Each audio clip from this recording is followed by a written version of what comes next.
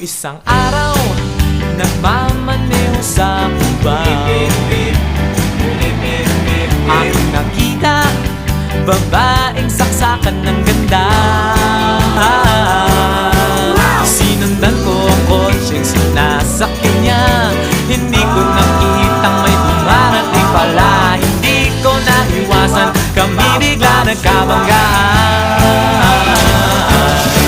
Nung magkamalay, ay nasa ospital na ako.